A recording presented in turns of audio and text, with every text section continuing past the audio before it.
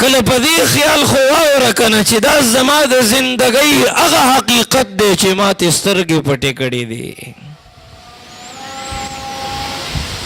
دا خوشحالي،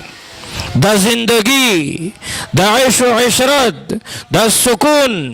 دا دنیا کل من علیها فان، دا ختمیدون کی دا سمر زر کے دے شیزان پوئی کا بدے خبر باندی، سمر زر کی دے شیزان پوئی کا بدے خبر باندی چی سبا بلا ورز دا ملک الموت سر ملاقات شتا. او قرآن چې کله هغه حقیقت بیانوي اے مسلمانانو کاش چې موږ په خپل قرآن پوهېدلی پته به ولګي چې الله زنکدن په څومره شدت او سختۍ بیانوي. معلومیږي داسې چې داسې حقیقت دی چې خلاصې ته نشته. نو چې خلاصې نشته دی عجیبه رحمان زړه دې د کتو دی چې مرګې په دنیا شته او ته لا خاندې، خلاصې هم نشته دی بیا هم دومره بېغمه ناسې، خلاصې هم نشته دی بیا هم داسې د غفلت په خوب ودی سملې لږې سترګې پټې کا داسې دې ذهن کې یو سوچ راوله پته به ولګي چې کله ملک الموت راشي او د ملک الموت د ملاقات نه بعد انسان بیا د بل انسان د خبرو قابل نه پاتې کېږي. کله چې مړ شي او په قبر د خزې ولګي دا د دنیا مزې به تا ته بې مزې ولګي، خوله به دې بند شي ورته سختې به قیزې ولګي. ای مسلمانانو موږ کتلی دي، تاسو به هم کتلي دا زنې ورله په سپینه کپړه باندې تړلي. موږ فکر شروع نه کا، من تیارے شروع نکا.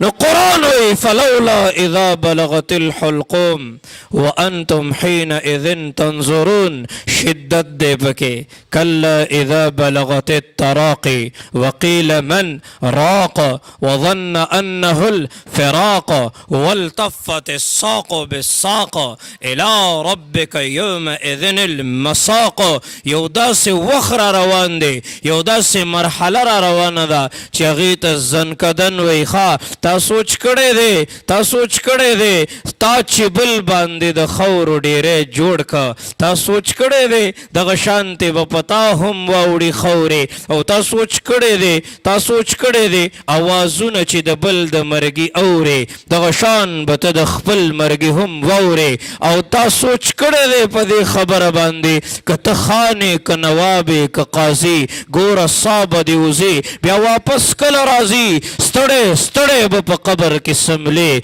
که دې عمر شي زر کاله خود به مرې تورو خاورو له به ځې. دې دپاره وایم چې نن د دې مجلس نه اوچتېږي یو فکر په دې زړه کې، یو فکر په دې زړه کې پکار دی چې الله ستا حکمونه به منم به که نه انشاءالله. الله ستا د نبي محمد مصطفی سرور کائنات په سنتو به خپله زندګي تېرومه. راوچت شه بېګاله د شپې وجاړه خپل الله ته چې بس دی الله ډېر مې خفه کړې، الله خوشحالۍ کې مې خفه کړې،